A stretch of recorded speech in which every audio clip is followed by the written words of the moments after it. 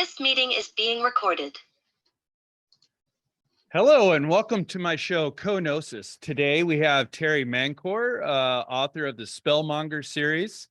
And I'm super excited because my entire family listens to his audiobooks. I love reading his Kindle versions. And yeah, so Terry, why don't you tell us a little bit about yourself and your book series? Alrighty. I started writing probably back in high school. Published my first novel when I was in college. That was a Star Trek The Next Generation novel, number 20 of the Next Generation series. It's called Spartacus. Has a half-naked gladiator on the front. So from there, I underwent 10 years of rejection of original works. Spartacus did, however, hit the New York Times bestsellers list as it came out the same month that Gene Roddenberry died. And so there was a huge wave of Star Trek sentimentality, and that certainly boosted my sales and put me on the New York Times list, which was that's great for a writer. It's like getting your street cred, and if you do it on your first novel, it really affects how you are received by everybody else for the rest of your. From there, again, back in the 90s, the publishing industry was going through some changes. This was before Kindle. Right. As much as I enjoyed working with the big publishing houses, they just weren't buying anything at the time that wasn't already established. There was very little incentive to really take a risk on a new writer, especially with how society was changing so rapidly at the time. It was the onset of the internet. AOL was a big thing. Right. And so for the next 10 years, I essentially either went through writer's block, which is essentially a failure of ego, Right. or I racked up rejection slips, and I stacked up quite a few. That second novel, that's kind of a curse for every writer out there, and getting to that point where because especially if your first one's a New York Times bestseller, everybody expects you to be brilliant. Right. And the fact of the matter was that it takes a while to become brilliant as a writer, and the publishing industry at the time just didn't have room for what we call the mid-list writer. Fast forward, I ended up working at a seafood restaurant in Durham, North Carolina called Fishmongers as a bartender and cook. And while I was there, being bored and serving customers, I started germinating this idea for kind of a, basic level fantasy story that I teased out into the first book of the series, Spellmonger. I wanted to write a complete fantasy novel, but I also wanted to leave it open-ended on the faint and scant possibility that someday I would write a sequel to it. Right. Spellmonger got rejected by, I think, every major publishing firm, fantasy publishing firm in New York. And I was starting to think about just shelving it and starting from scratch when Amazon hit the scene. And in 2011, and at that point I had gotten married, had 3 kids, and was working as a copywriter. And I had this book sitting around. Someone suggested I throw it on Kindle and see how it did, just because it was already written. I didn't have to put much work into it. Right. So I did. And to my surprise, it started catching fire. Now, part of that's probably because there wasn't a whole lot on Kindle at the time, and the voracious Kindle readers out there were plowing through everything that they could get their hands on. Oh yeah. So while that was kind of gratifying, I never expected it to do more than a couple of dozen copies. When it hit 300 copies, I started taking notice because you know, that's beer money at that point. You know, Right. you're getting your Kindle checks, and they start hitting you know, 2 figures, 3 figures. You get excited, and so I told all the people who read it that if I sold 1,000, I'd start a sequel. By the end of the month, I had hit 1,000. And that put me in a position where oh crap, I really do have to write a sequel now. And so I sat down and wrote War Mage, the sequel and second book in the series. Again, keeping it open-ended, just following the same character, and exploring a slightly different aspect of the wizard as a theme, as a protagonist. And I had always, let me put it this way. I'm the guy who read The Hobbit when he was 8 years old and just never came back. Wow. And so I've absorbed as much of the greater fantasy literature out there that I could, and I wanted to do something that was more than a pastiche, and more than an homage. I wanted to take the figure of the wizard and examine the different elements and facets of what being a wizard was. I went to college at University of North Carolina, where I studied religious studies, looking at mystical and traditions and things like that. So I was approaching this from a couple of different angles, and War Mage was essentially a you know, one big long war story, as the title implies, and examine the role of the wizard in battle.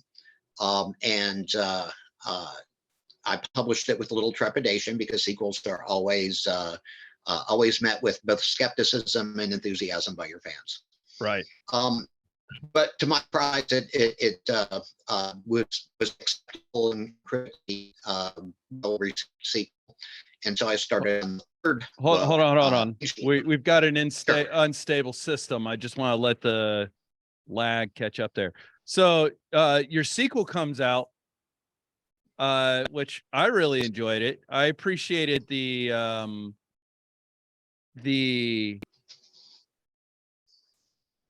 strategic way that you brought that thinking to Menelon's mind about how to appropriately use someone of arcane abilities in a battle situation with swords and knights. And I've always really appreciated the fact that Menelon's kind of a nerd, right? You know, he's a total geek, and he's trying to corral these jocks into doing things that are, you know, that's going to be the right thing for those jocks, but the jocks are used to being in charge because they're, you know, they're men of action and whatnot. So I really appreciated your approach in all the books so far. Well, thank you. War Mage in particular was influenced. Back in college, I was a member of the Society for Creative Anachronism. My name was Lord Ian McAngus of Cowgate, and the battles that I participated in, you know, with rattan swords and carpet armor and all that, it gave me a good feel for the immediacy and the specific issues that wearing armor and jogging across a field carrying a 25, 30-pound shield and then trying to hit someone aggressively. All that fed into how War Mage came out. But I think I hit my stride with the third book, Mage Lord, which was just as much feudal, medieval stuff that I could cram into a novel. Basically, I wanted to examine, you know, if we looked at Spellmonger as the introduction and a basic adventure story, and War Mage was an examination of the wizard as warrior, I wanted to look at the wizard as a lord, a sovereign authority, and Right. I did a lot of research on that. And honestly, it's one of my favorite books of the series, and I think it's got a lot of fan support. The fans really enjoy the fact that they can, really smell the peasants as they're reading through it. Hmm. And again, I did a lot of research into the English and French manorial system and how that worked out, and tried to incorporate that into the book. But and after that, it just kept going. I am now about to publish book 15 of the series. And according to my outline, that puts me about halfway through. So I still have, at minimum, at least 15 more books to write in the series. Oh, so you've And upped it another 10 from your original 20 book arc. well, here's the story behind that. As successful as I was on Kindle, and I love Kindle as a medium, and from a independent publisher standpoint, it's more or less ideal. But I got an email from Podium Publishing, which was at the time a small audiobook company that was in competition with Audible directly, but also sold on Audible. And this was about book 4, I think, that they contacted me and asked if I would be interested in having my audiobooks produced. And of course I said yes, although it was a lot of work to adapt them to audiobook. But after going back and forth and getting Spellmonger released in audiobook with an absolutely brilliant narrator, John Lee. He's got just an amazing voice, as you're aware, and he is a classically trained actor, a very Gandalf-y voice, and he really does a good job with characters. Podium asked me how many books in the series, because they had also agreed to purchase every further book in the series as I expanded it. And so I didn't want to write myself out of a job. And so I told them there are 30 books in the series. And they were a little skeptical, but they said, okay, and thinking of George R.R. Martin, they were probably figuring I might get 5 or 6 out, and that would be good. Right. But because of that, I plotted out 30 books plus extras. There were elements of the characters that I wanted to explore without sinking them into the main storyline. Elements of world building that I wanted to look at that didn't really fit with Minlin's journey, but I thought was important for the reader to understand in context of the larger narrative. So if they're going to buy it, I'll write it and I'll make it as good as possible. And as long as we keep the fans entertained, I will continue to do these young adult novels, short stories, novellas, anthologies. At some point I'll do a cookbook. And not because I'm cookbook.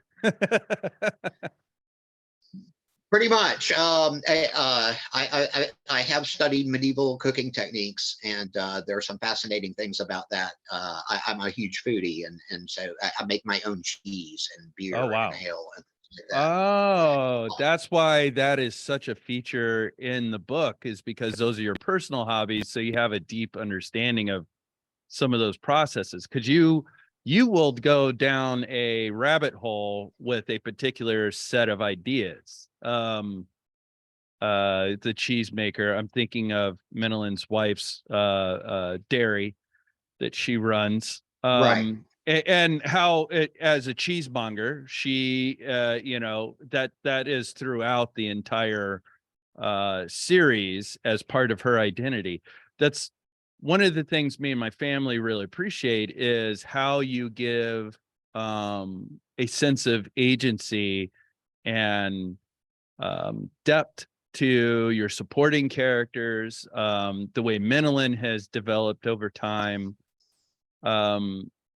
How are you how are you getting that out of your characters? Is it just the length of time that you're writing it? Are you using autobiographical information? How is it you're taking us on such a idea of emotional growth? I mean, as a man, Menelin changes a great deal from the beginning of the series to the end of the series, while his character remains roughly the same. Yeah, where does that come from? It comes from the idea that more went on in the Civil War than Rhett Butler saw. Basically, when you're building an entire world to put a character in, you have to, in order for it to be believable and entertaining, it has to be multifaceted enough so that the reader can at least glimpse behind the scenes a little bit. That's one reason why I think Tolkien's work was so popular, is even though he had several different characters and we saw things from their perspective, there was always more out there, and you knew it. And the appendices in the back of the Lord of the Rings and the supplemental information in the Hobbit,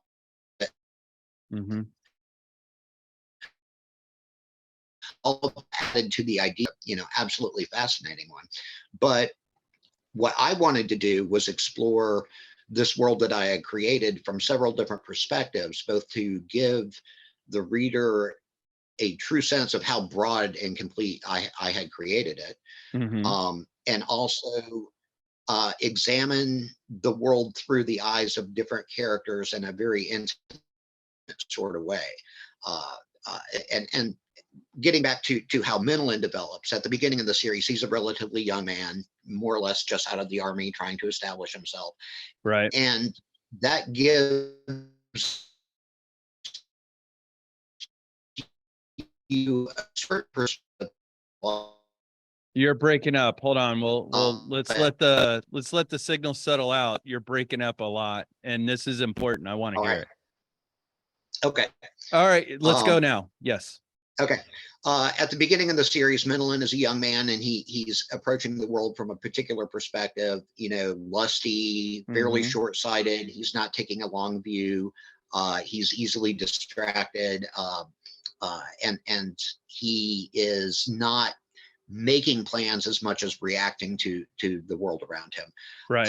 By the time we get to the end of the series, we'll see him as an old man, older man's perspective on the world. And that journey is part of the thing that I wanted to share with the readers, is that the things that we value and epitomize in our youth naturally evolve over time as we fall in love, as we get married, as we have children, as we deal with the issues beyond ourselves. I think that one mistake that a lot of fantasy writers in particular make is keeping their characters kind of two-dimensional, and don't really explore the fact that people are whole people. You're not just dedicated to the quest.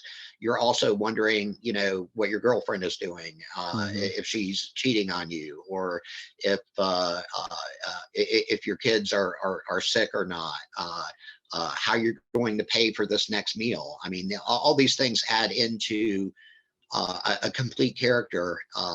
We can't all be Aragorn and be noble and devoted and very single-minded about something.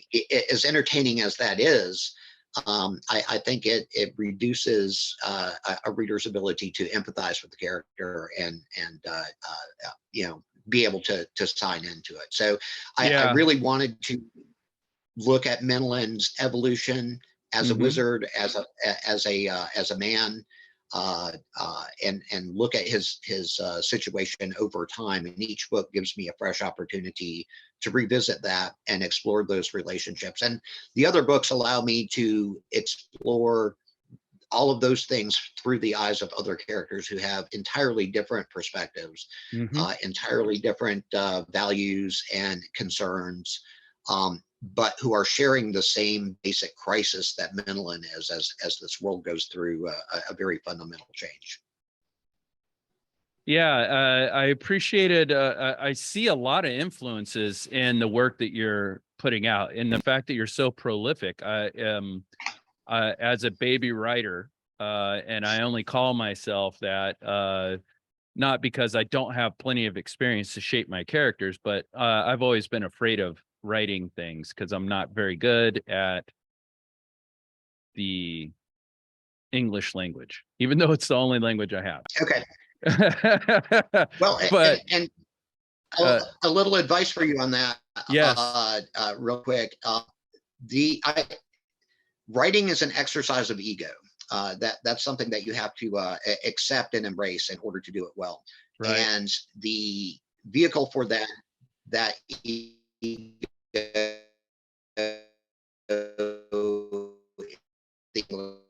uh,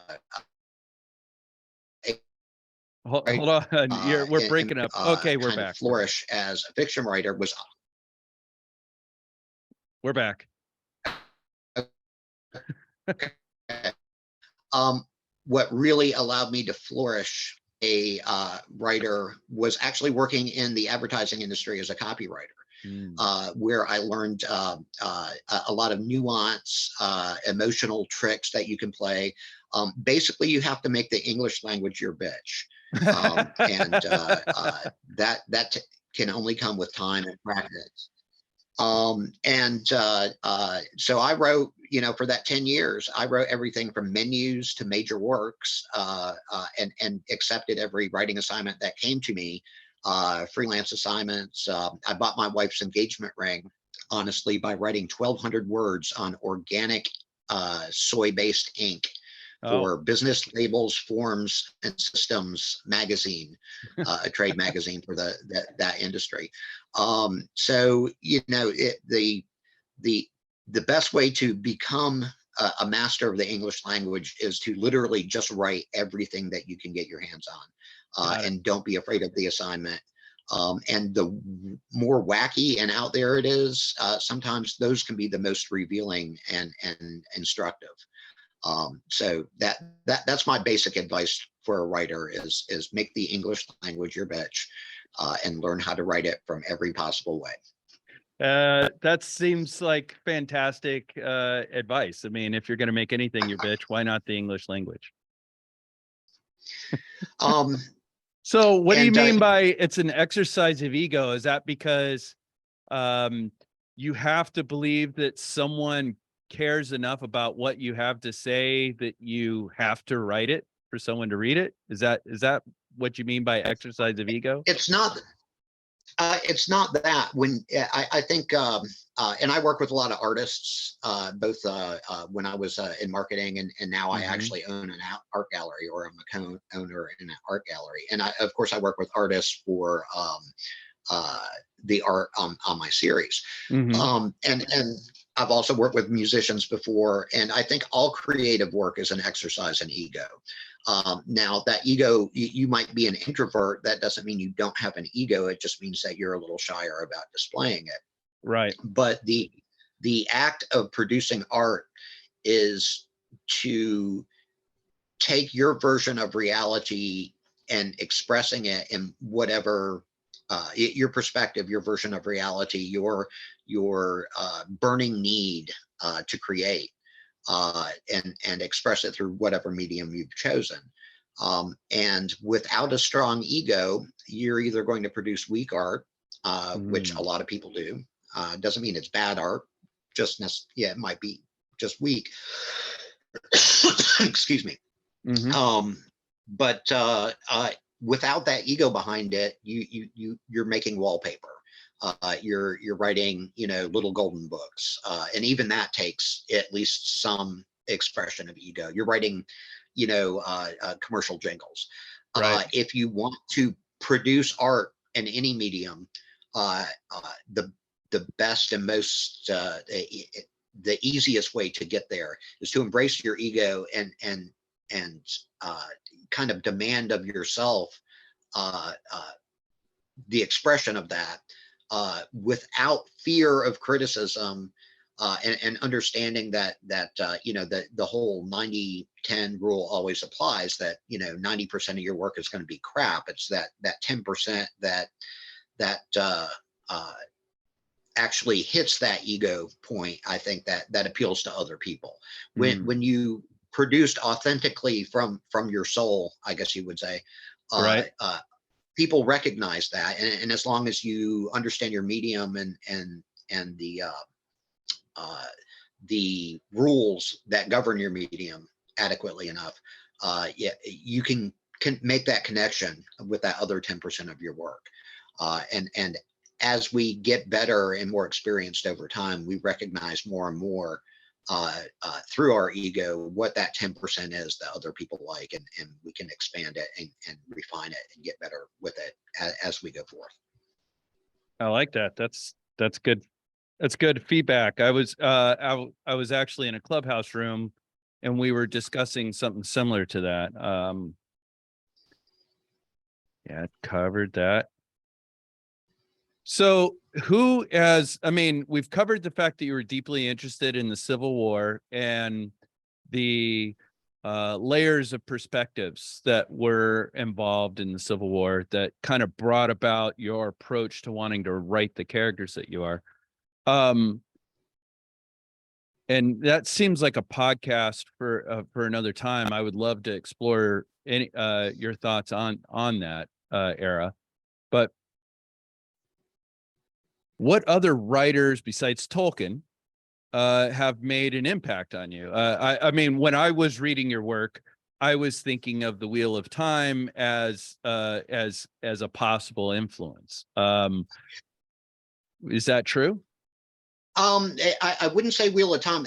I saw Wheel of Time as a similar exercise to what I was trying to do. And I appreciated what he did with that. But I also found some serious flaws in it in terms of what kept my interest. The first couple of books were great, and then we had 3 or 4 books where just nothing.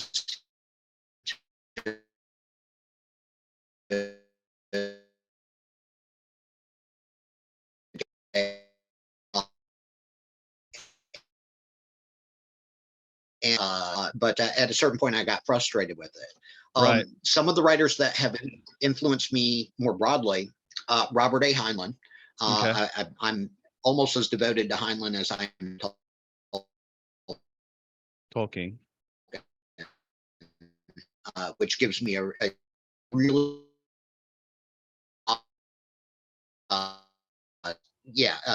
really the lovely thing about Heinlein is he did first person really well, and first person is hard to do really well. But over the course of his juveniles in particular, I found some real gems in there that I've been able to import into the Spellmonger series and use with Menelin. Beyond that, Roger Zelazny as a fantasy writer. His scope and vision was just amazing. And he was someone who was unafraid to tackle a subject outside of the genre, and sometimes drag it into the genre and make it his own. When you talk about an exercise of ego, I don't think you can get better than Roger Zelazny. More recently, Stephen Bruce, the author of the Jared series. I've been reading that for years. He also does. He was heavily influenced by Zelazny, and his series, I think, is I still enjoy it, but I think he's lacking a little in the vision department, which I really wanted in the Spellmonger series. And there are others. H.P. Lovecraft is in there. Believe it or not, James Herriot of the All Creatures Great and Small. Love those books. They were actually influential in the terms of he could tell a small story and make it as entertaining as a big story. And that's something else I wanted to import into the Spellmonger series. But I try to import as much of what I like from other authors into what I'm doing. A lot of people who, when they approach writing, get weirded out by the idea that they have to be creative. And the fact of the matter is, all writers steal from each other. That's why we take literature courses. You just want to steal from the best. And if you steal more than 3 sources, it's research and not plagiarism. So, you could take any 3 authors who are known for a particular genre, mash them together and be able to come up with a new story creatively. And it's how you approach that where the creativity comes out. So, right. But I was also influenced by Dungeons and Dragons heavily, various medieval histories. I love the medieval period, and particularly the I guess 10th through 13th century, and I also enjoy religious texts, believe it or not, from a more literature perspective. So being able to combine all of those is really where I get my juice.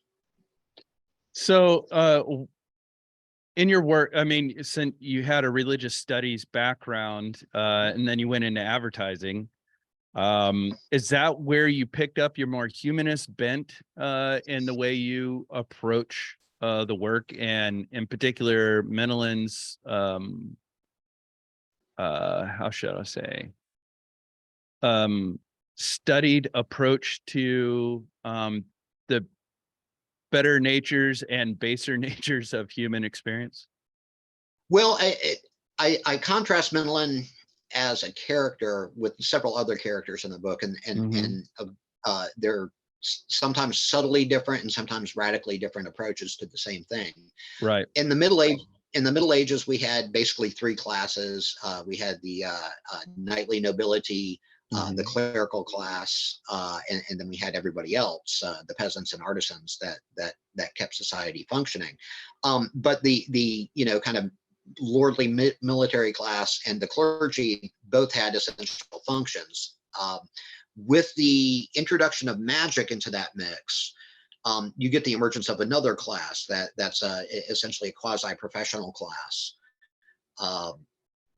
At least the way that I approached it, in a world where magic is more common than, say, in Tolkien, where it's almost marginalized.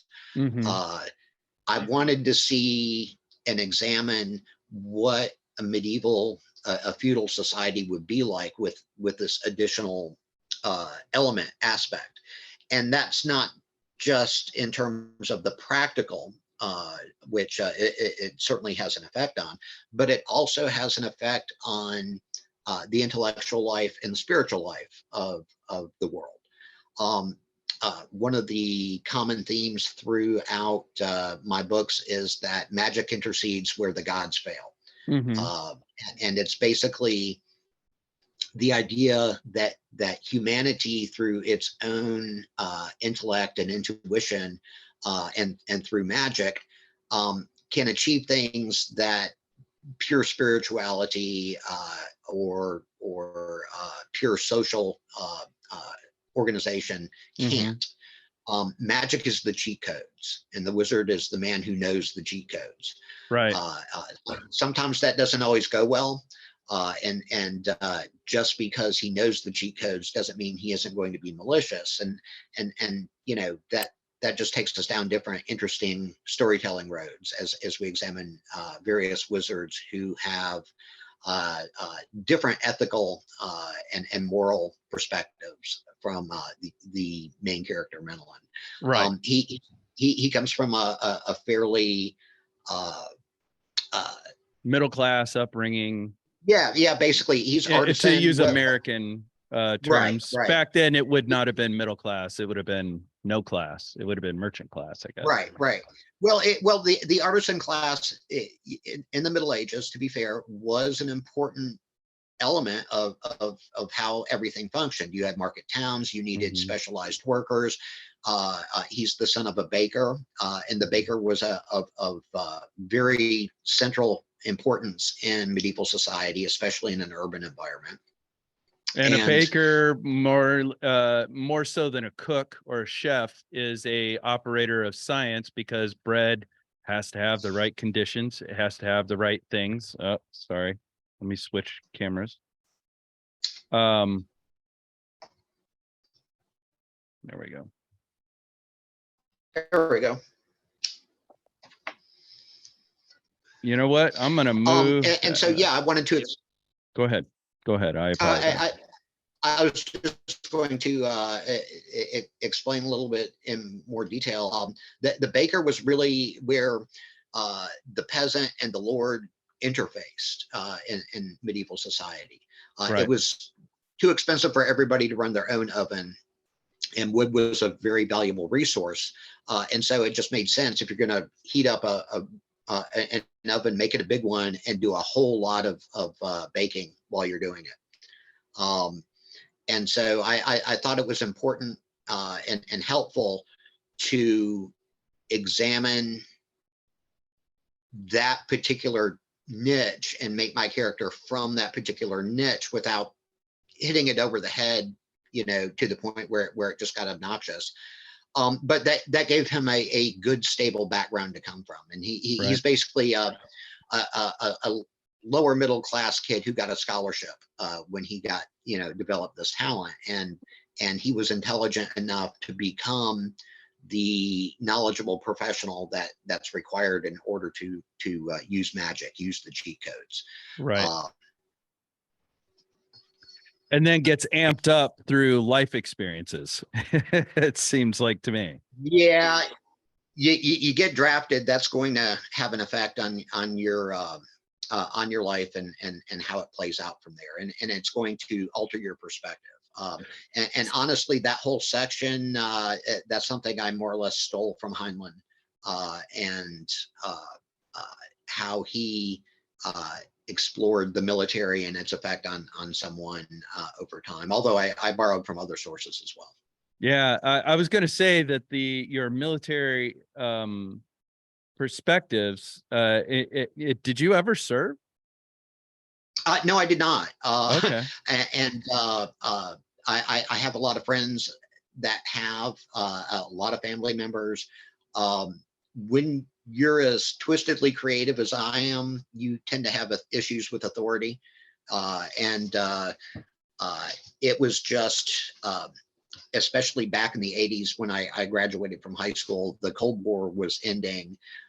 There wasn't as much draw towards the military. I considered it, and my father was in the Navy in Vietnam, and we discussed it extensively, and I considered it, but North Carolina, I could go to college cheaply enough and live at home, so that I wouldn't put myself in a serious amount of debt. And honestly, I wanted to be a writer, so it wasn't that I was searching for a career. I was searching for a way to pay the bills while I pursued my career. Yeah. When I joined the military, it was the Soviet Union had basically collapsed, but we were in Iraq. Right. I had tried to join when I was 17.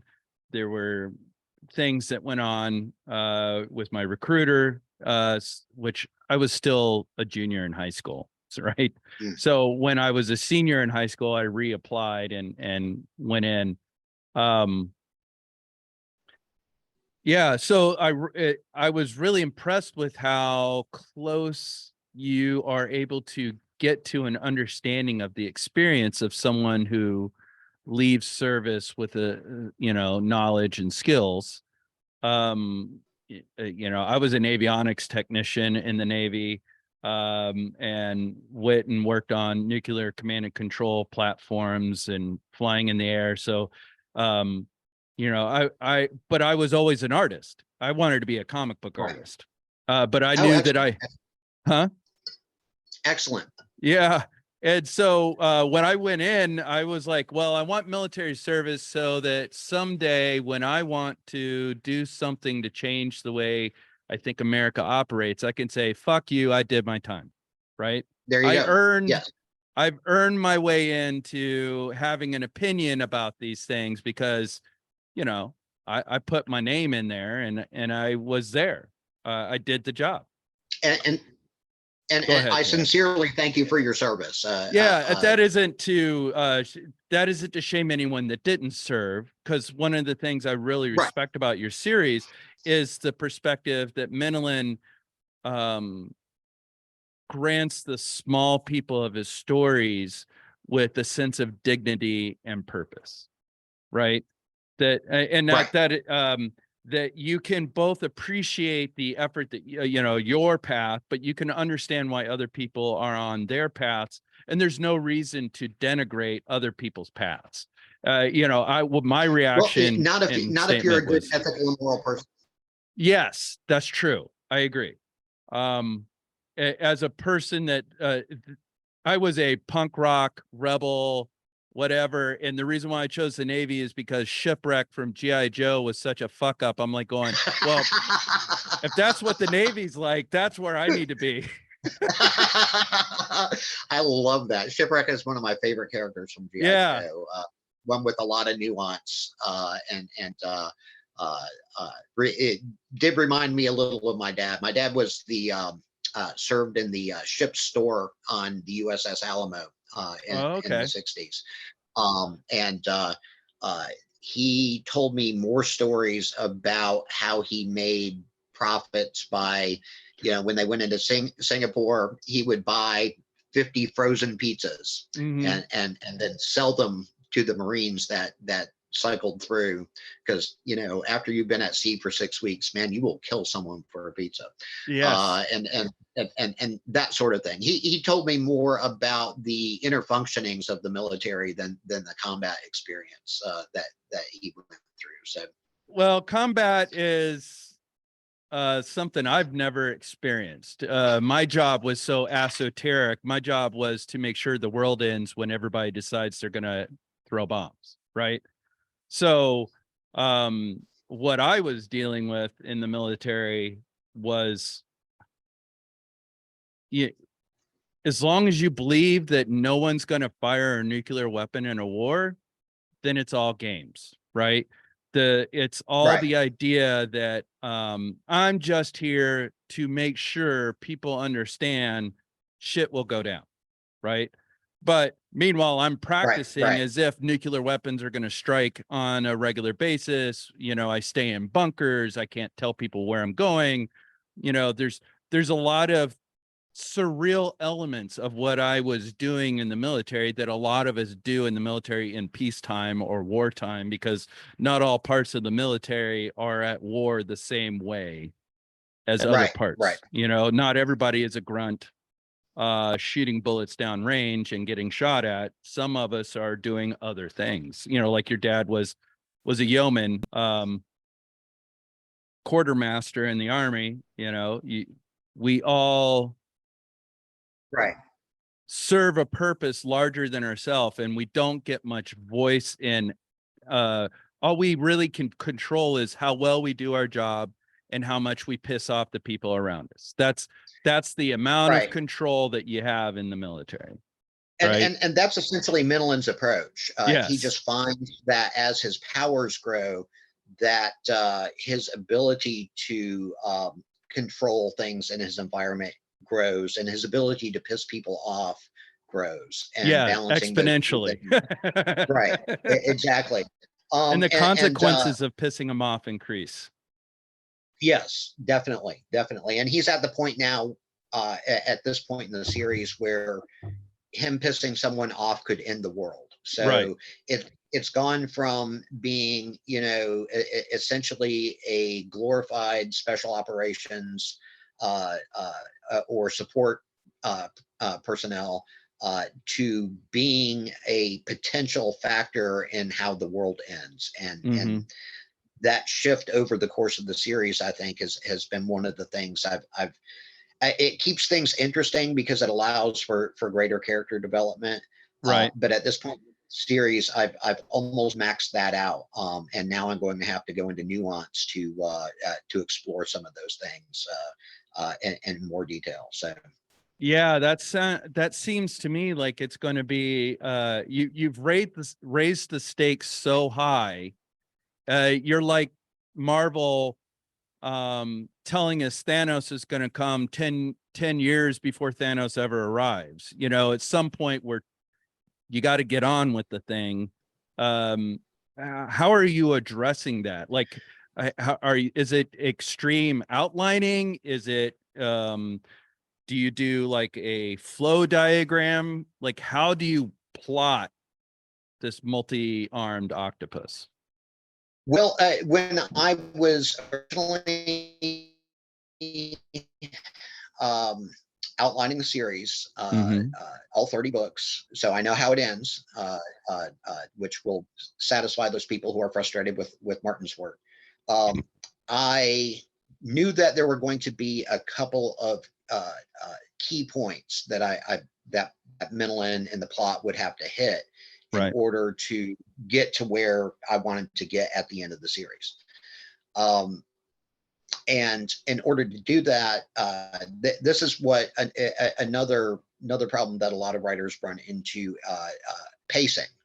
You know, you don't want to shoot your wad in the first book or two, and then sit around and basically retell the same story over and over again. So while each of my novels is a complete novel in and of itself, with a beginning, middle, and end, and a definite character progression, it's also part of a larger story. I'm basically writing serial fiction, but there's an overarching plot that and we're getting close to some of the big climaxes to that plot.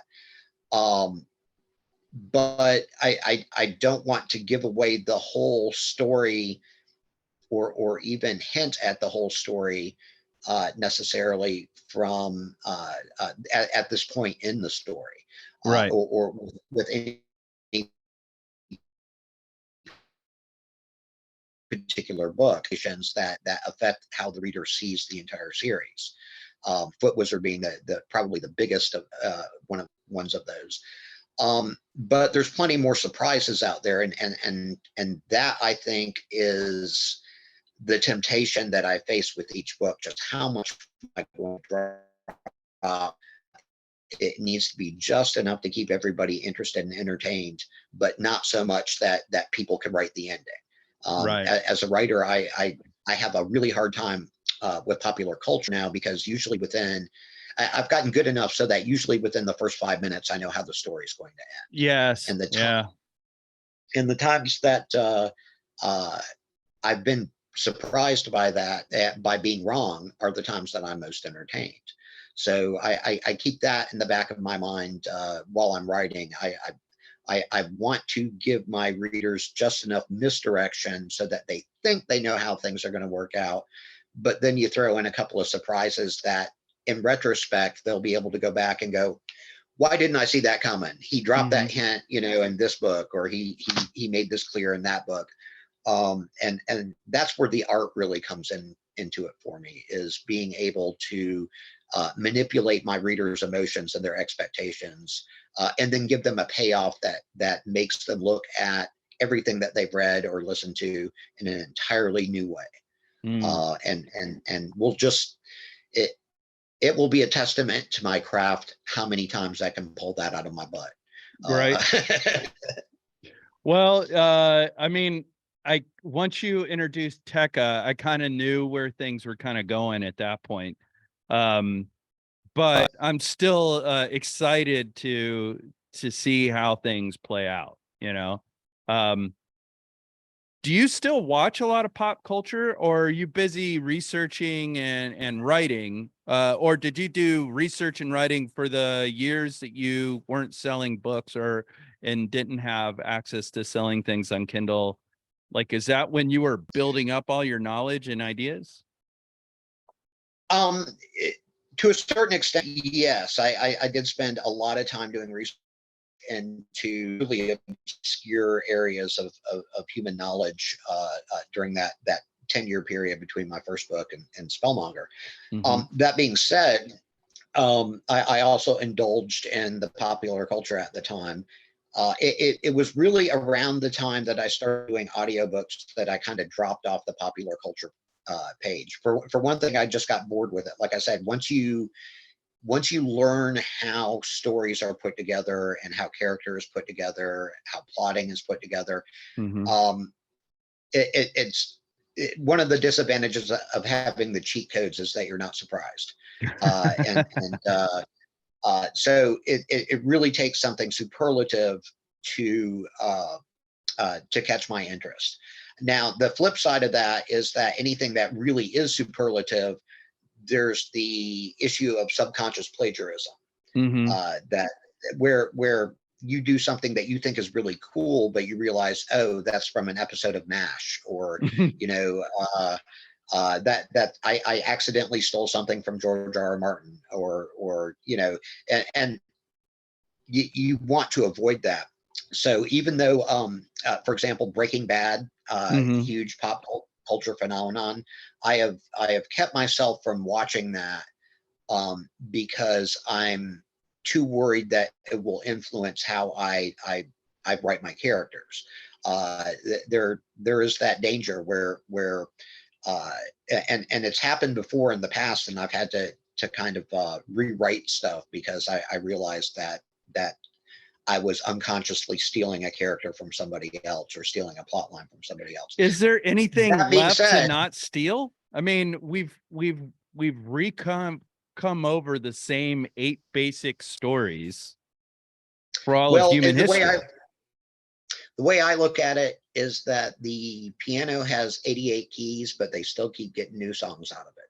And I think it's not that I'm worried about stealing. I just want to be aware of the fact that I'm stealing. I have actually taken characters from other works and repurposed them in mine, filed off the serial numbers, given it a new coat of paint, and changed it just enough where and they can be secondary characters, but that, you know, and then sometimes it's homage, and sometimes it's wow, theft. I really like, yeah, and sometimes it's blatant theft. I'll cop to that. Thankfully, after working in marketing, I know just how much theft I can get away with without 10% is all the change you need to make. Yep, exactly, and I can almost always pull that off.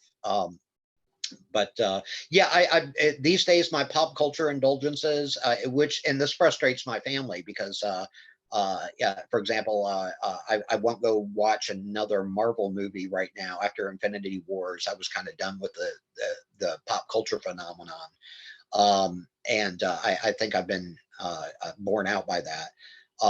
But you know, I'll watch Archer sometimes because the humor is just exquisite.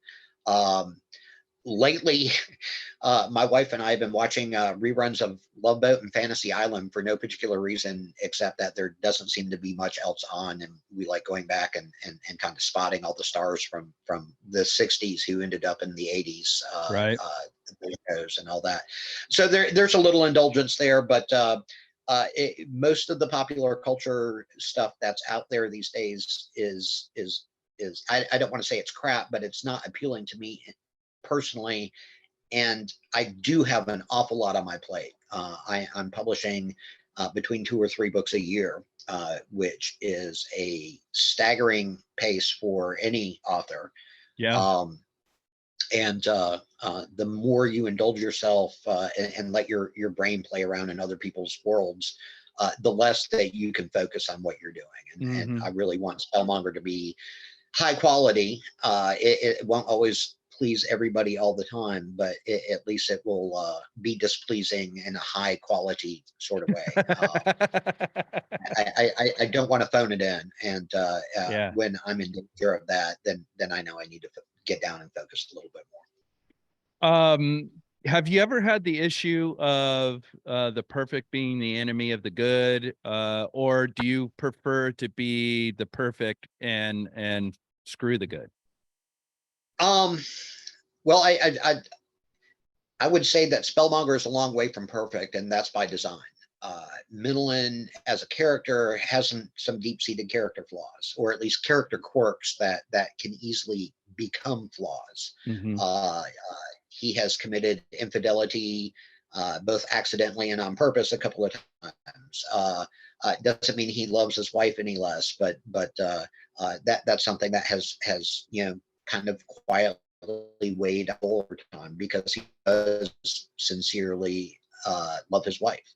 And I think one of the things that I've done that a lot of fantasy writers have kind of shied away from was explore the interpersonal relationships, a functional husband and wife, couple building a family. That's really not where most fantasy novels go. And I think that a lot of my fans really enjoy those elements and aspects of the work because of that. And it gives me fresh room to play, because other fantasy writers have shied away from that. By indulging in it and exploring it, I think I not only make the world better, but I make the characters better as well, and it plays into the plot. His wife doesn't just sit in the background; she's necessarily involved with his life, and sometimes that's been a terrible thing. For both Menelin and the plot as it moves forward, but at the same time, it's a terribly redemptive thing as we move through each iteration of the character and each new segment of the story. They, at various points, have both been struck down and have relied on each other to drag themselves back up. Again, that's not something you see in a lot of fantasy novels. Yeah, I would agree. That's one of the things that I've really appreciated is the relationship work that Menelin and his wife go through. And in general, like how he has to come to terms with the risk that people he loves in his life. He's probably a little too overcommitted to keeping people safe, while making sure he feels completely disposable. And one of the things that I really appreciated in the series was how he was basically raped. Right. Like that gave him a dimensionality that the hero isn't always going to win.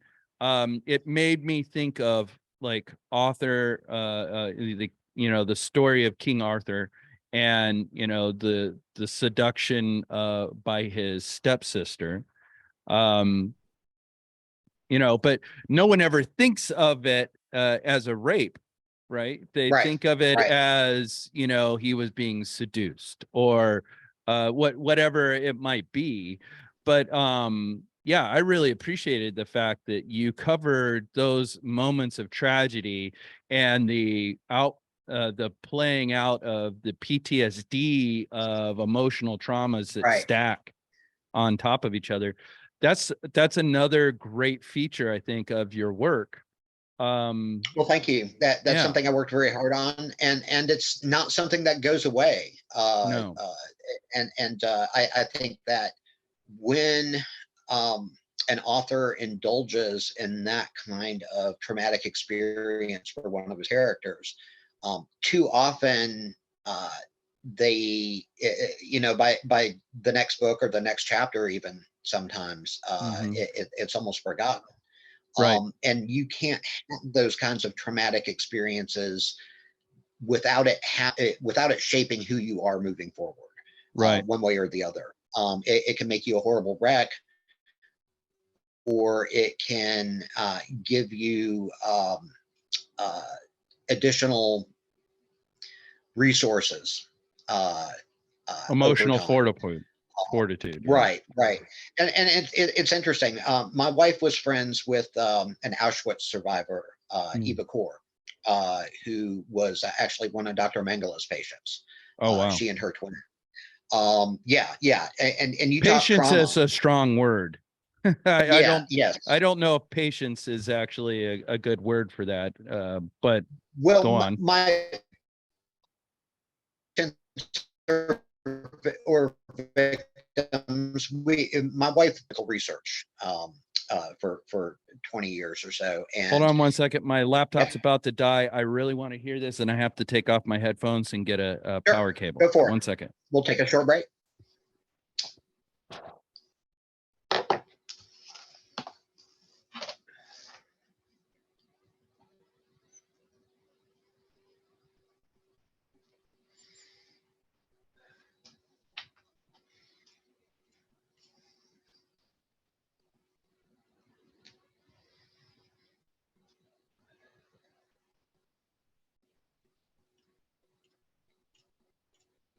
Yes, I know I smoke a lot.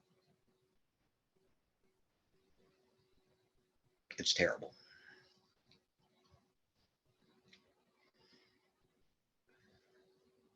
But it's so enjoyable too.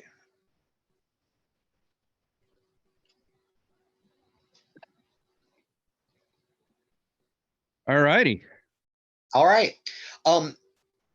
Well, one of the things that Eva kind of taught me when I was talking with her is that she had seen trauma on a scale that most people can't even imagine. Right. Entire families wiped out with one survivor, and she was intimately familiar with the kind of feelings that comes along with that, and how you have to forgive from her perspective, not because the people who abused you are forgivable, right, but because that's a burden that you can't carry around on your own and expect to stay sane. Right. And that's something Midland has experienced a lot of trauma. And you know, in retrospect, something like a rape might seem a relatively minor thing compared to massacres and death and right. Horrific torture and things like that. But there's no light trauma. It all affects you, right, whether or not you want to acknowledge it.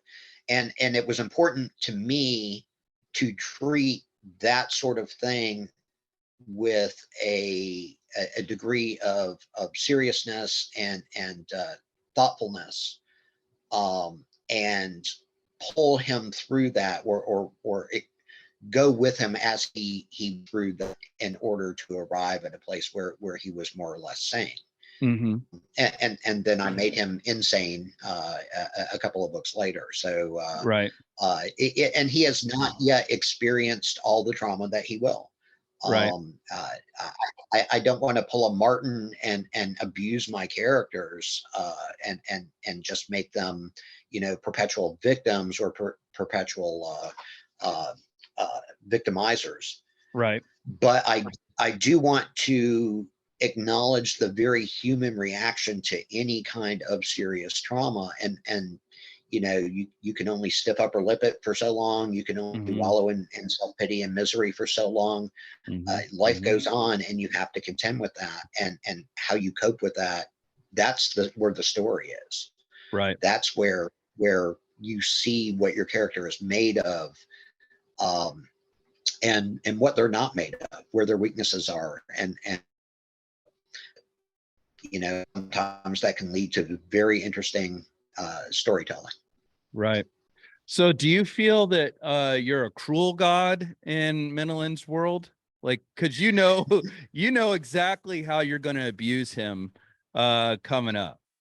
So I do. And I don't think I'm a cruel god as much as let's just say a practical joker. Minilin has enjoyed a lot of benefits throughout the course of his career. He went from, you know, baker's son to a Count Palatine, you know, right. The very senior levels of his society. But consult you know, to kings and whatnot. Right. And that's a huge pain in the ass he's realizing, right, as he as he gets involved with politics at that level. And now that he understands that there's an existential threat to the world itself, and he becomes obsessed with fixing that, even if it's thousands of years in the future, it's still an existential threat, and it still bears, he still bears that burden of knowledge. And that's one of the, kind of one of the themes of the series, is that you can't unknow something once you know it. Yeah. And that knowledge changes you, and changes you very dramatically sometimes. And the more you know you don't know. And that creates its own existential dread. And especially with the upcoming book, well, the journal that was released on Tuesday, The Mad Mage of Sevendor. I'm not sure if you've had an opportunity to listen to it or read it yet. No, not yet. but- It's on my list. I've been in a mode of creating lately, so taking time out for other people's work has been at a premium. But now that yours is out, I of course will spend the time to read it. Welcome to my world. That's how exactly how I am. You can either invest in your creation, or you can you can absorb other people's. But and both Mad Mage of Sevendor and book 15, which is Martial Arcane. Mm-hmm. And again, we're at the halfway point in the series, but Menelin is starting to experience some real existential dread and a sense of desperation about how he can save the world. Whether or not he can save the world, and if he can't save the world, then is everything he's doing pointless? Right. These are a little more, a little deeper questions than he's been used to asking himself, and a greater challenge than he's, waging war is easy compared to saving the world in its entirety without Mm-hmm. pissing off everybody, if it's even possible. And that's going to play a role in how his character moves forward from now on, in a way that it didn't when he was just concerned about, his feudal neighbors making war on him. Right. And that'll be fun to play around with. Yeah. How does he? Because if the goal is to save everyone, then you don't have the luxury of casting aside people that are inconvenient, unlikable, or otherwise a complete pain in your ass. That's true, and it even goes beyond that, because it's all of a sudden your priorities shift. Mm-hmm. When you realize that you might be the only entity on the planet who has the power and the desire to save the world, when everybody else has essentially given up. Mm-hmm. That's a huge moral responsibility. To say you're ego writing at this point, that's, isn't there a danger in becoming that kind of thinking? Oh yeah, definitely. But you have to elevate the drama, and the only way you can elevate the drama is to elevate the threat. And you can play around with it an awful lot, but I guess it's like playing a fantasy role-playing game and getting a really powerful character. After a while, you've got a really powerful character who can do virtually anything. Well, that's kind of boring at that point, unless that character has a challenge that's equal to his ability to master it. At this point in the series, we've reached an existential dread level that really puts Menelin in a position where he not only has to make some decisions, but he has to change his perspective if he's going to be successful. And the prospect of not being successful is not something that a heroic fantasy character can really deal with well. Yes. He's as devoted as Gandalf was, but he's got a lot more complicated universe to navigate than Gandalf did. Yeah, I mean, I love Tolkien's world building, but all his characters behave like such archetypes that there's no character really there. They're just stand-in for philosophical approaches to problems. Yeah, that's my criticism of the grand master of the fantasy genre right there. But Well, and go ahead. it's interesting comparing Tolkien to one of his contemporaries, C.S. Lewis. I read all the Narnia books and that Hideous Strength and Lewis's take on more or less the same issues that Tolkien was dealing with at the time. Different archetypes, in some ways even more two-dimensional than Tolkien's in terms of character. But the differences between the two are instructive, and I think both of them have informed how I have written the series. Tolkien hated allegory, whereas C.S. Lewis embraced it to the point where it was just awful sometimes. And it was a little bit obvious. There's yeah, and that's the problem with allegory. It's a little bit obvious. And that detracts from the story. There's a great temptation of a lot of writers to take the issues that we're dealing with in the world and basically write about that in their fantasy worlds allegory. And I think it usually detracts from their work. There are probably some exceptions out there. But I think you can deal with existential dread, for example, without taking the climate crisis on the as an allegory for that. I think you can deal with personal growth without dealing with identity politics, and I don't think allegory is necessarily a good way forward for a well-told, entertaining story. Yeah, I would say that there's the social in American entertainment, there's the need for social engineering through fiction.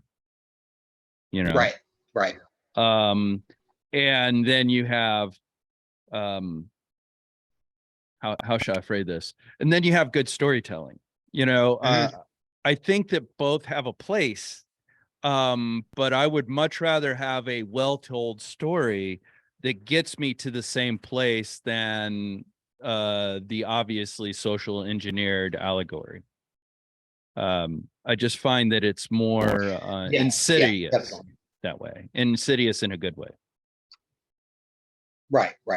I agree. And some of the contemporary fantasy, fantasy that's being published these days, and I wander around Comic Cons and talk to other writers, fantasy writers who show up, and we just discuss some of these things.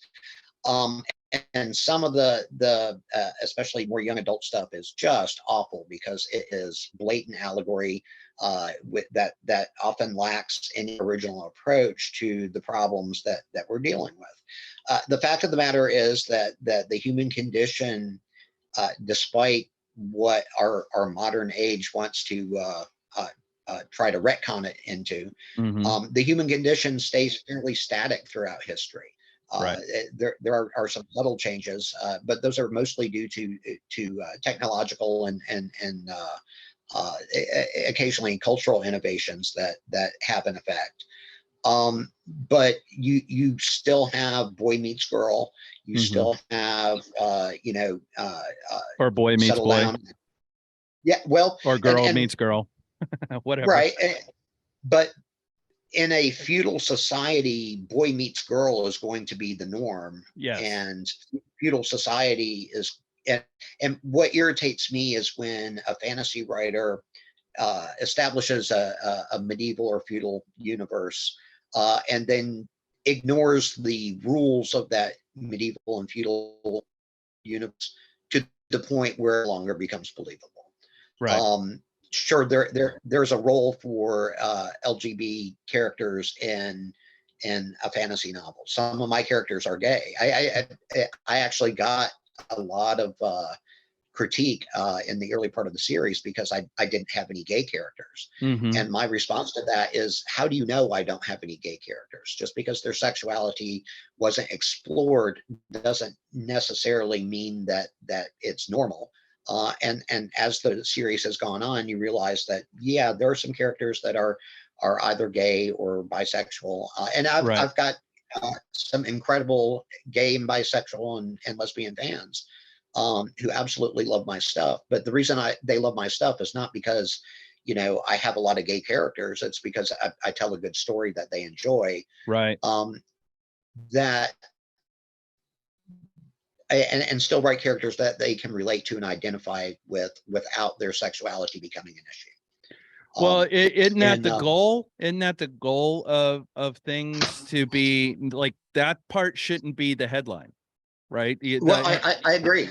And the art that comes out that makes it the headline is ephemeral and usually doesn't stand the test of time. Quite honestly. I think putting sexuality in gratuitously, and this might sound strange coming from a guy whose climax of his first book was a sex actual climax. Yeah. Right. Sex is universal. I think that's true regardless of your sexuality. But I didn't have a reason to put in a gay character or explore a gay character in the early parts of the series because it just wasn't important to how the story was laying out. Mhm. Now that we've gotten into a more sophisticated place with the series, some of the characters that you see are they're not coming out really, Mhm. but you're starting to realize that not, you know, boldly heterosexual. And in Martial Arcane, you'll come to find out that one of the characters that I've come to know is bisexual, and it's a very, you know, kind of a subtle sort of thing, but it's also not a big deal.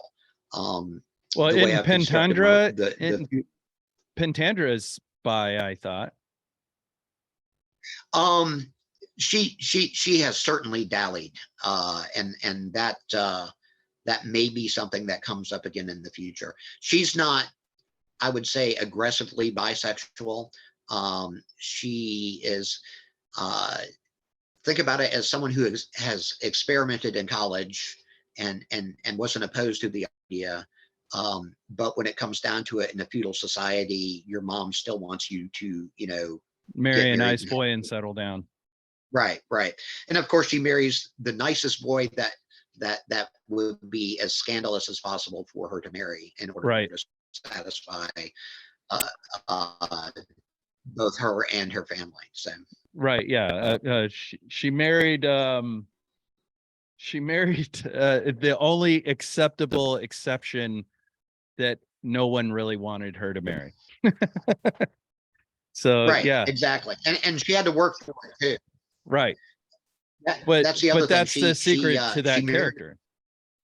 I mean, she could have tried to pursue Menelin, but instead, you know, that's what I really appreciate, is that they've been able to remain friends, even though they had an early relationship, even closing out your first book with a riotous sex scene on presentation for all of the town and castle as a way to get people to safety.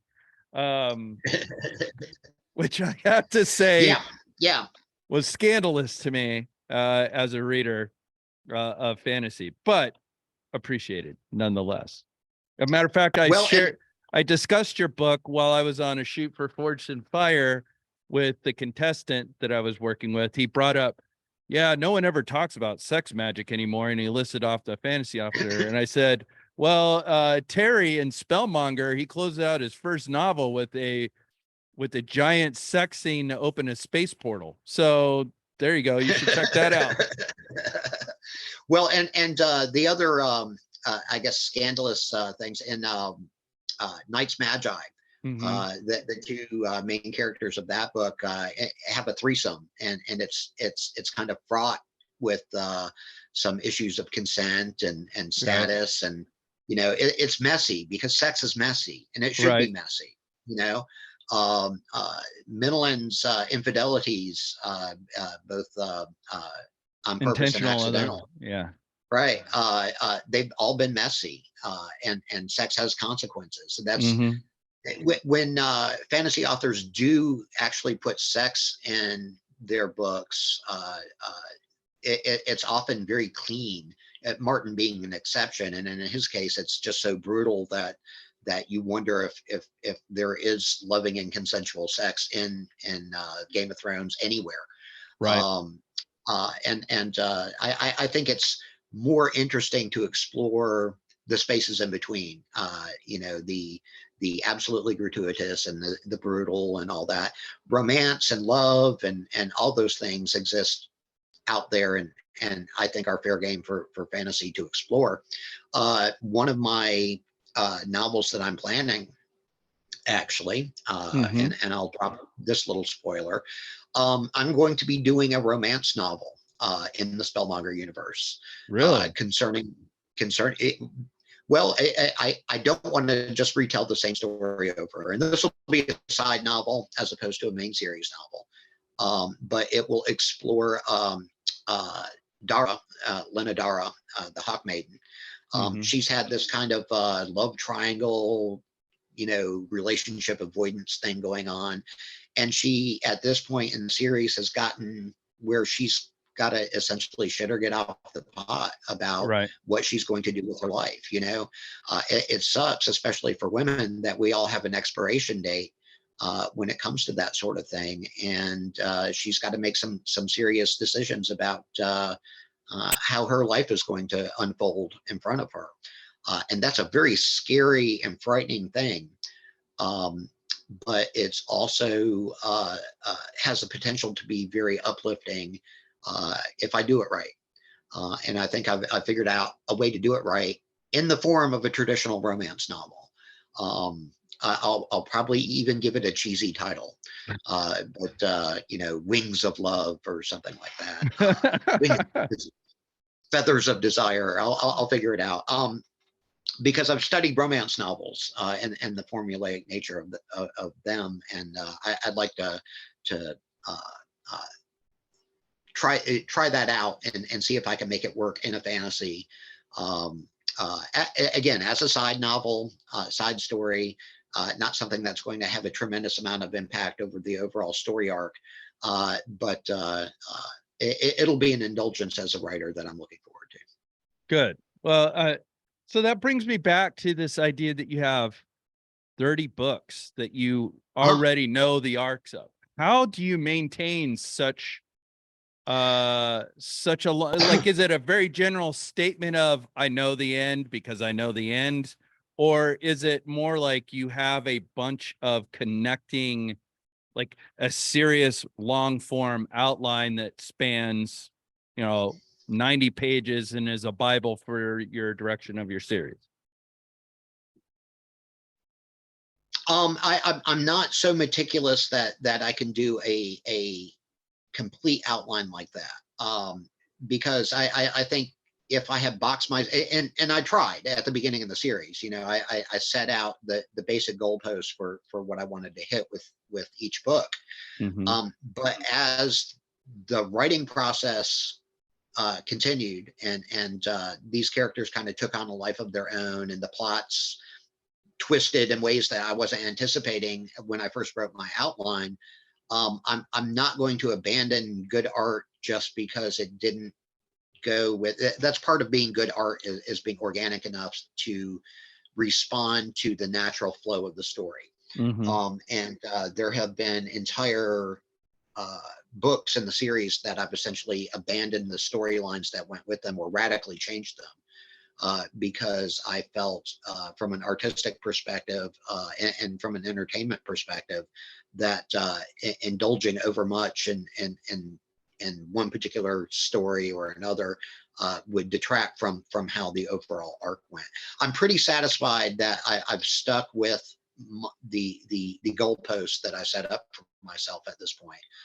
And in some ways, I actually, the risk was getting ahead of schedule and releasing too much at once, and not teasing it out in a long enough form so that people could maintain an interest over 30 books. I mean, when you think about it from that perspective, well, a good example is like Babylon 5. Babylon 5, the creator of that series, plotted out the entire 5 seasons, the original 5 seasons of Babylon 5, before he went into the, before he got funding to do the show. And individual episodes were very different from the outline that he originally came up with. But he stuck with the overall goalposts along the way that he wanted to hit. And I think in retrospect, it's probably one of the best space operas out there. In a similar sort of way, I want to engage my readers enough so that they want to keep reading until the end to see how everything turns out and be entertained most of the way, if not all the way along that line. I don't want, again, with Wheel of Time, I thought that there were a couple of books there that were just moved the plot forward. They barely developed the characters. And I think there were some lost opportunities there that I don't want to lose. Yeah, I think, I mean, I love Robert Jordan's books, fellow South Carolinian. And I really appreciated Brandon Sanderson closing out the series. What it felt like is around, I don't know, book 8. It felt like Larry didn't want to conclude the story, or he didn't know how he wanted it to play out, or he needed to explore this other characters' experiences of the same events. You know, he did that kind of oh, well, let's go back and revisit this completely from the last 6 months of the timeline, from Perrin's perspective, and then Matt's perspective, and then, Rand's perspective is what had already been kind of concluded at that when he goes back around to those other 2 characters. Right. I thought that Matt's storyline was fantastic. He's my favorite character in the book. Yeah. Rand, I mean, you always got to identify with Rand, but I enjoyed Perrin's character, and I enjoyed the back and forth with Fail and him. But what I didn't appreciate is the fact that I just was getting the same information, like literally beat for beat, things that I'd heard about, and not in a more entertaining way, but things I'd heard about from spy reports and other books. You know what I mean? Sure. Well, and this is I don't know. one reason why I make a point of doing these side stories, side novels, and short stories and things like that, because there is a way to do that, to approach the same. I've had books that completely overlap each other, and where you see the same scene essentially through 2 different perspectives. Right. But if you're going to do that, you need to add some, be subtle enough to add a different perspective that changes how you saw the scene in the first place, right, in a meaningful way. And I think that's part of the craft of writing and being able to do that. And it needs to be done to purpose too. You don't want to do it just to show off how good of a writer you are. You also want to do it in order to add to the entertaining experience of the reader. So, yeah, and these side novels allow me to give perspective that I think the reader may not even know that they want until they get it, and changing their perspective on the whole world and even on the main characters. For example, the Shadow, the Legacies and Secrets books, the Katina trilogy that I'm working on now with my co-author Emily, that treats Menelin, who's the main character of the main series, as a distant figure who's fairly sinister. and who is responsible for some awful things from Gatina's family's perspective, and he won't even enter into that trilogy by the end of it. But by knowing these things, you see that you know, not every heroic wizard character is going to be seen as heroic by his contemporaries, and I think that's an important point to make as well. Well, and I think that if you are, I mean, now I'm straying outside your purely fictional area, and I'm trying to apply some of the knowledge that I've gained by reading the books and the perspectives that you have incorporated. You're not going to make everybody happy if you're doing something that changes things. Right, exactly. I think exploring that is where the good stories are.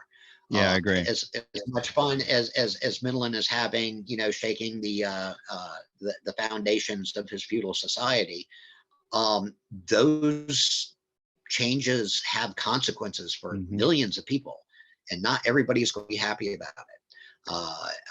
And I know some fans get frustrated with me because I'm not sticking with Midland's story.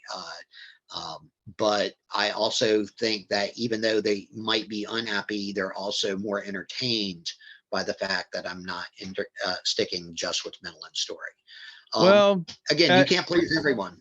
No, but I think what you're doing is you're using your world that you've built to adapt yourself into the different genres that you want to write. And by not changing where these people are set, like you could be writing 2 or 3 series that are in different worlds, but you're doing it all in one because, you know, it's yours anyways. You're not writing a Star Wars novel or a Star Trek novel. You're writing, you know, Terry's universe that you're going to create. So I appreciate the fact that I can read things other words. I just want you to get through with Menelon's story because I want to get to the end of it. That's why I would go, yeah, quit writing all these side quests, get to the meat. But but I also have enjoyed some of the side quests, especially with his 2 young apprentices. I appreciated their experiences and so on.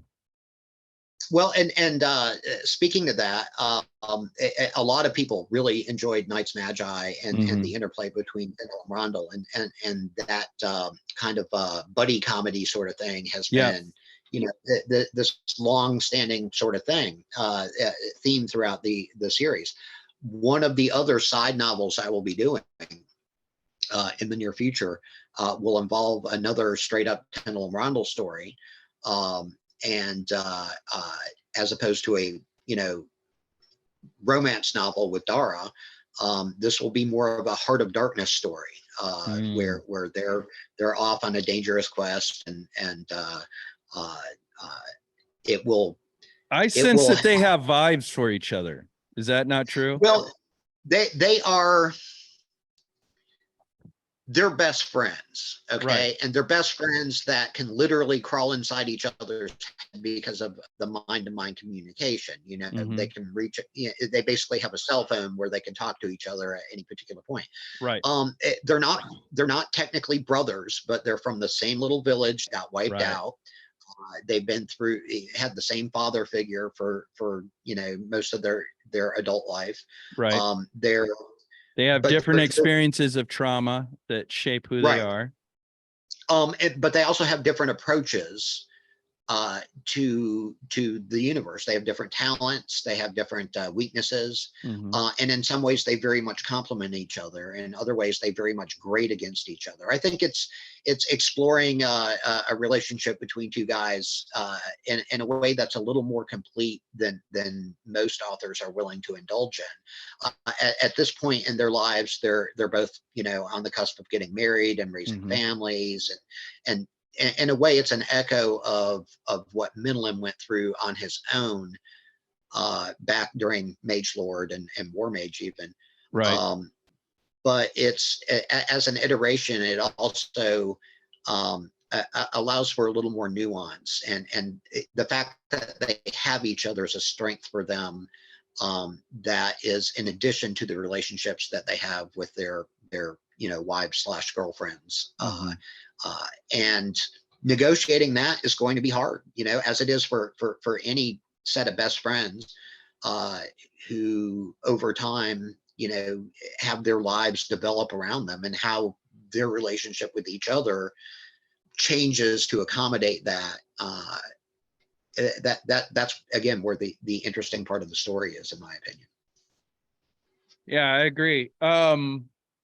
I have really enjoyed our conversation, but I would like to kind of bring us to a Wrap it close up. at the yeah.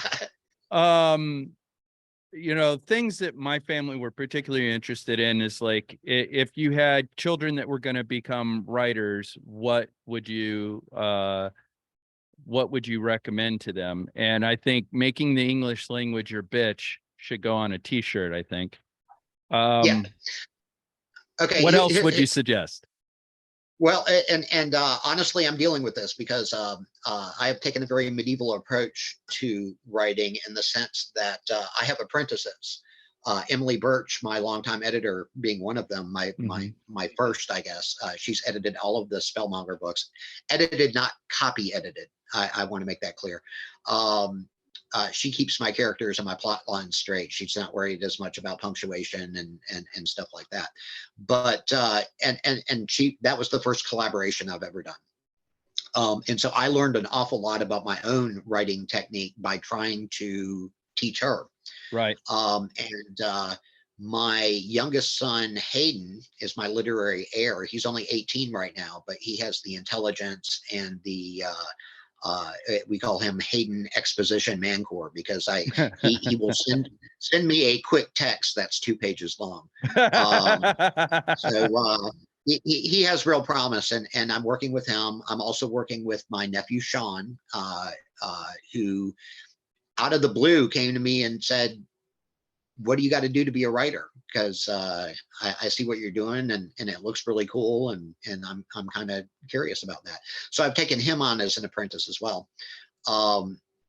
And what I would recommend is, first of all, again, make English language your the English language your bitch. I would start with Strunk and White.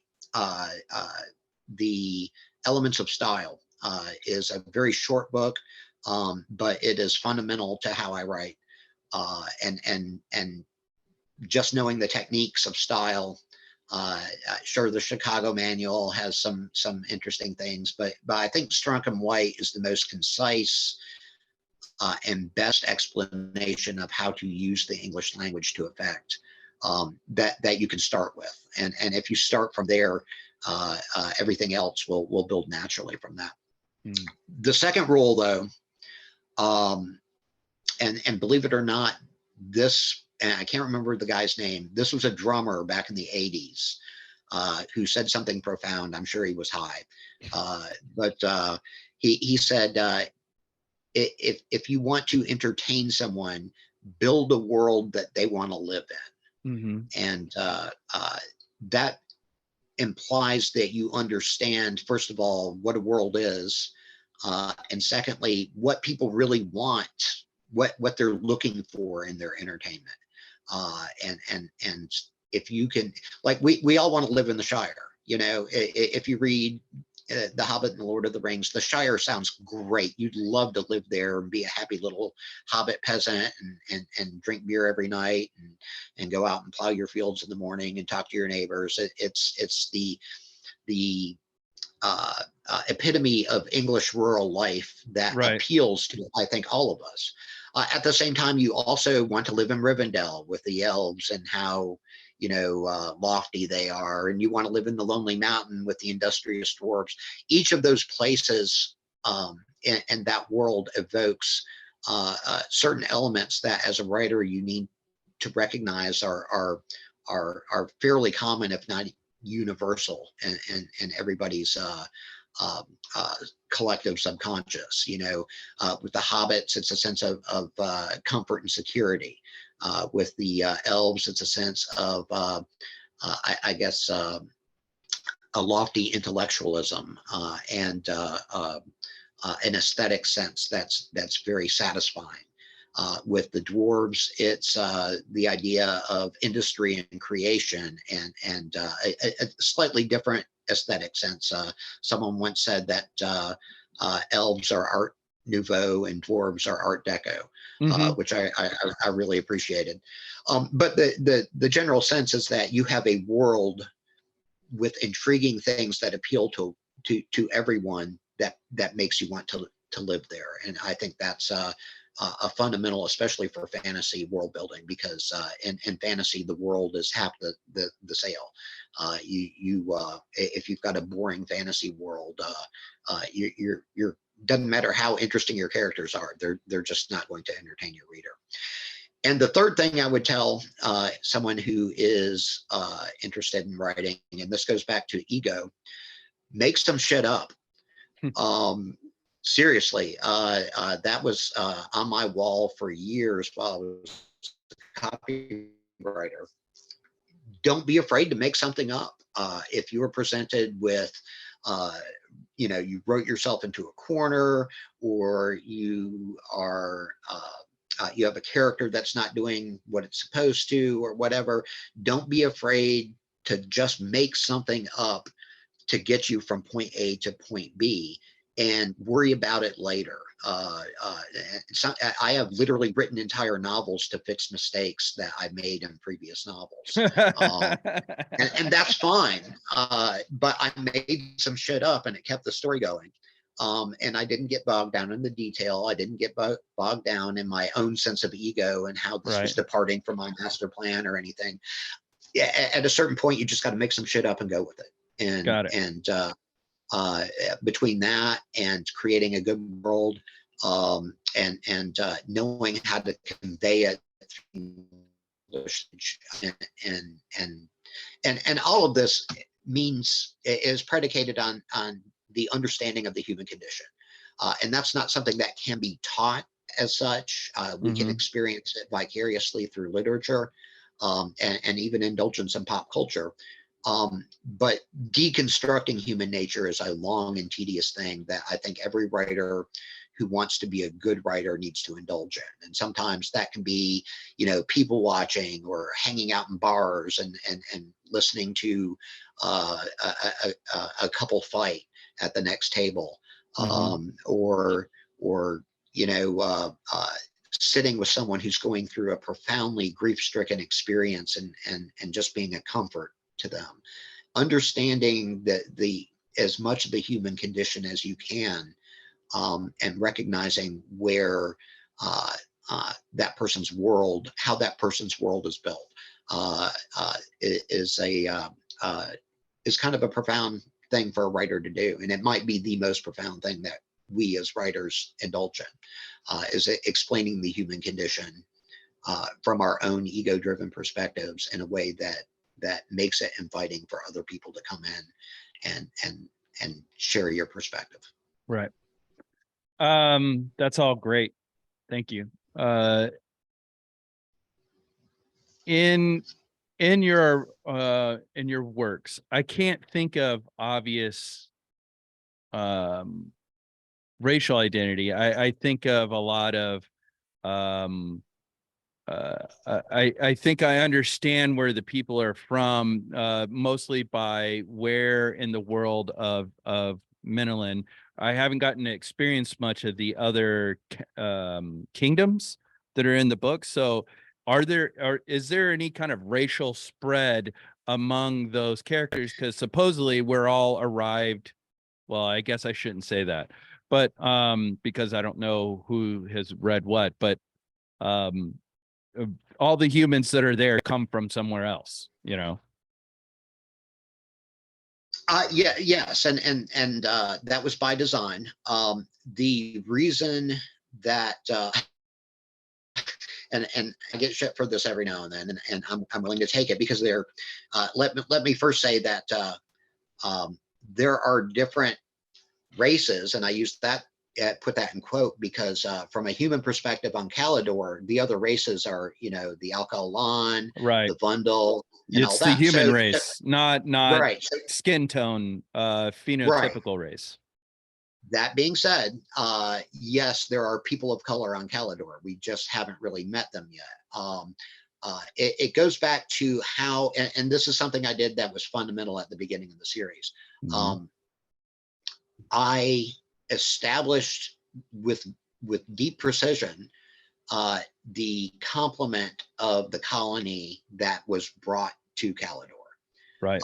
And there's a whole backstory involving the ship that brought humanity to Calidor in the first place. Right. That will be explored later on in the series and be revealed. But the people that Minilin are descended from are people from around, for the most part, around the North Atlantic coast regions. And they immigrated off world because they were trying to preserve their cultural heritage, basically, in a time of ecological and technological disaster. I see. They wanted to flee, and as the series progresses, Minilin actually is confronted with this and basically says, so they came here to be farmers, why the hell would you do that, Right. And that backstory is one of the things that has helped keep people's interest over time. But they were not exclusively the people that came here. As a matter of fact, one of the islands that I mentioned repeatedly is Unstara. Mm-hmm. And Unstara is actually an acronym. The UN in Unstara stands for United Nations. And the people who inhabit that island are almost exclusively from Madagascar in the Indian Ocean. And they are not the only, specific ethnic group that came as a colony and under the colonial doctrine of the original colony. There were reasons for bringing disparate racial groups and settling them in culturally complete settlements. And of course, over time, as communications break down, as history happens and things happen, the knowledge of those other portions of the colony have receded for most, even the most learned people. And so I think a lot of, especially the third decalogy, because trilogies are so 20th century. As we get into the third decalogy, a lot of that will be exploring not just the human colonies, but some of the other alien colonies that are beyond the borders of the five duchies. Right. But yes, there are people of color. They don't consider themselves of a different race, because there are, for real though, different races on Calidor that make that just, and that doesn't mean that I don't deal with prejudices and cultural differences between different groups on Calidor, even within the five duchies. That's actually something I enjoy exploring. Similarly, I enjoy exploring the horrors of slavery. And as we go through the Gatina books, especially, that becomes more and more pronounced about as we see what the bad guys are up to and how they see the exploitation of and servitude of humanity as a profit with a profit motive. But I don't connect slavery with race or race with colonization, because again, that would be allegory, and that from my perspective, that would be boring. We had a civil war, we had colonialism, and we had racism as we know it on our world. That doesn't mean it's going to evolve that the same way on another world, especially where you have different species that make the whole idea of different human races, pointless. So that's where I've gone with that. Well, I appreciate that.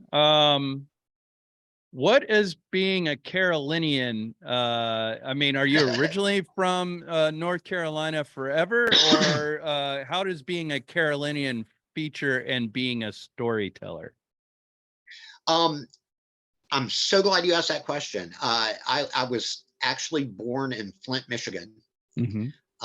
and spent the first 7 years of my life there before the Great Blizzard of 1977, when Flint got 4 feet of lake effect snow in 24 hours. And my dad looked out and was like, "Nah, we can't do this. I can't put my kids." So we moved to Florida for a year, Port Orange, Florida, and then moved to Durham, North Carolina. You know, for the first basically in the South, you're not accepted as a native until the 4th generation. And I appreciate that. But that being said, I also absolutely love Southern culture in general, and North Carolina culture specifically. I'm more than happy to steal various elements of that for my books. A lot of the place names, for example, in the Spellmonger series are stolen. The Uwharrie Mountains, for example, where Seven Door is. I live at the northern end of the Uwharrie Mountain route chain, which goes down through Charlotte, and I think extends all the way into further into South Carolina.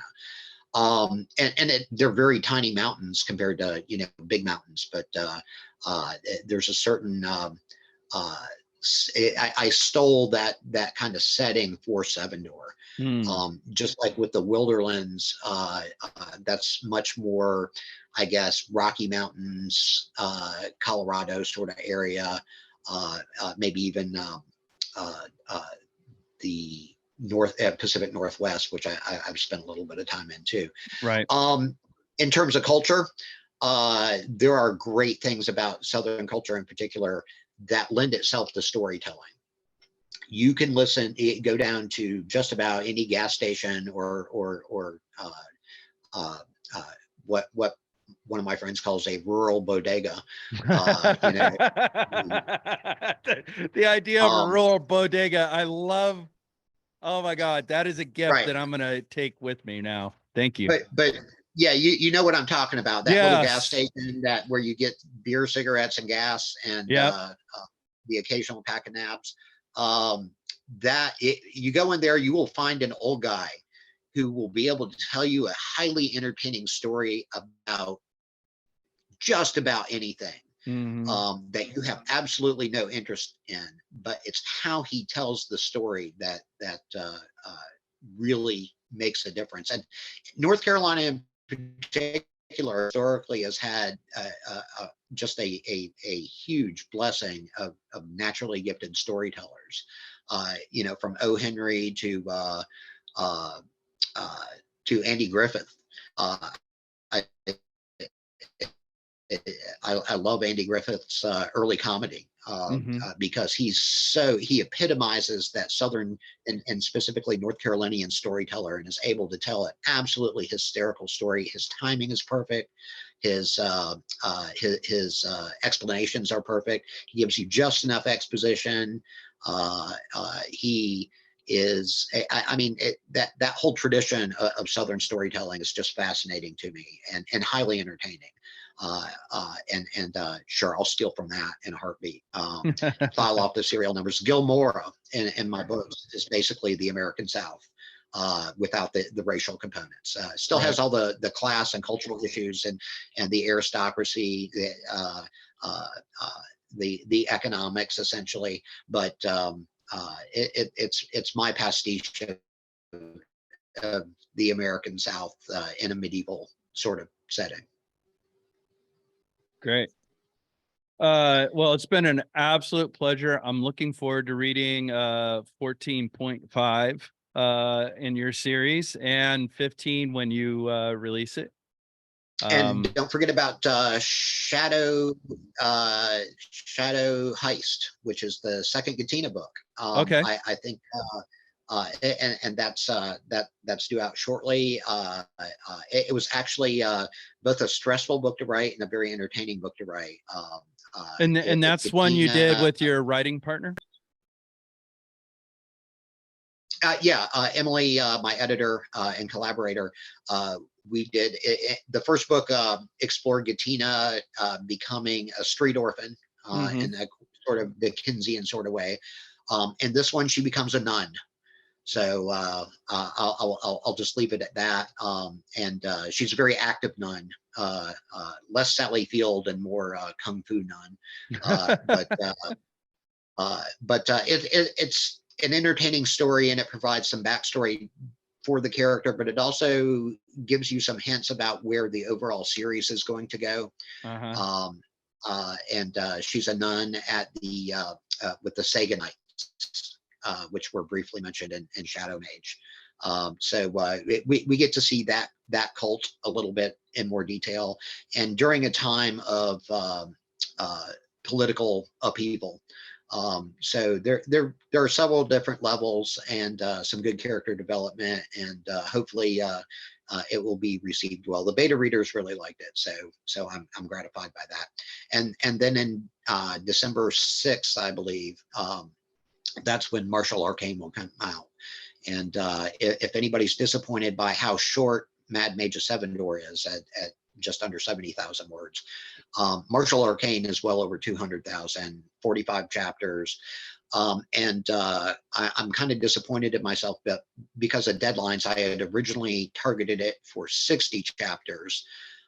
But as things fell out, I decided to take one of the storylines that was kind of tacked on to the end of Martial Arcane and bring it up to the next book, which I don't have a title for yet, but I do have a theme, and I just today started writing it. So oh wow, congrats. So before I hang up, because how do you structure your day to be able to write as much as you write, do promotions, and have a life? Fair point. First of all, I stay the hell off of social media as much as possible. As a matter of fact, the only times I go on social media are for promotional things. It's just too much of a time suck. Second thing is I get up every morning at 5:30 in the morning because my family is a bunch of vampires, and they often don't get up until much later. So that gives me 4 or 5 hours of seclusion time where I can actually sit there and crank. And then when I'm under deadline, I will actually, like for Martial Arcane, I was under such a tight deadline that I found an off-site place to go where I wasn't just sitting at my keyboard looking around at all the stuff around the house I needed to do, feeling guilty about that. I went to somebody else's house and wasn't bothered in the slightest by all the stuff that they had to do, and was able to focus on writing. And then doing it more or less every day. That's I think that especially people who are interested in writing, you need to make it your job, whether or not you're actually making money for it with it or not. You need to commit to it, even if it's a paragraph, put something down on paper, because every day, here's something I've learned as a self-employed writer. When you're self-employed and you take a day off, you're unemployed for that day. So even if you give it a lick and a promise, or your only act is to come in and realize that the last 5 pages you wrote were crap and you need to discard it. Right. You have to spend a little time every day, or certainly as much as possible, working on that, working on your craft, working on your work. And also, you can't get too focused on any one work. As much fun as Spellmonger is, and as much as I've done things for it, you got to take a break from it and write something else for a while, and always have that other project on the back burner that you can turn to when you're at a loss, or you're just sick and tired of your main gig. And I have several different projects like that in the background that I can turn to, and that's kind of a restorative. And then the other big thing is after you complete something, and highly recommend writers complete their work. That's oftentimes one of the hardest things to do. But when you do complete something, take a vacation, get away from all of it, you know, and acknowledge it as a vacation. But if you don't let your brain rest between novels, between stories, it's just going to get tedious, and you're going to get bored with it. Then the other thing is, I buy myself a little gift at the end of each book. It's my kind of victory lap. And that can be anything from a piece of art to a gadget that I want or something, but it's my reward for getting it done, and patting myself on the back.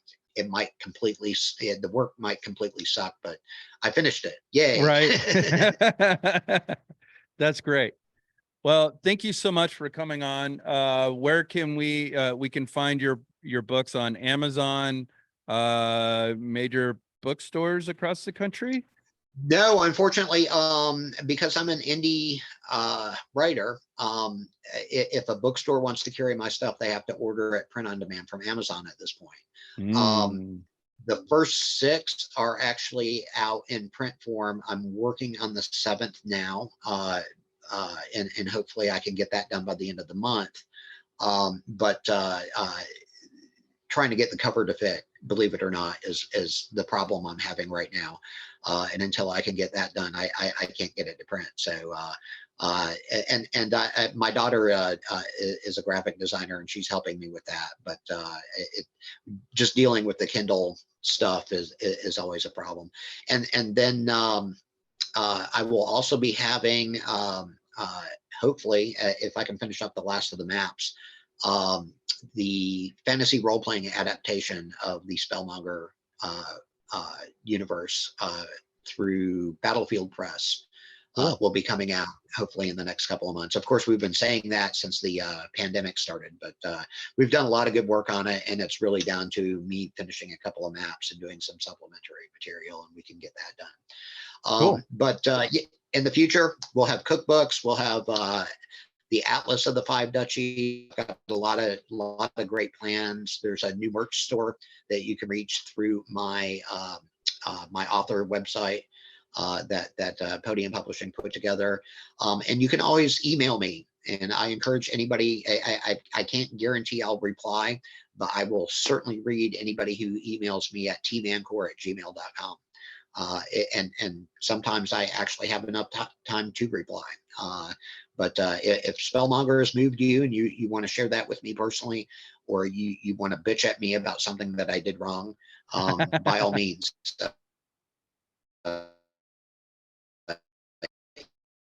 Email me.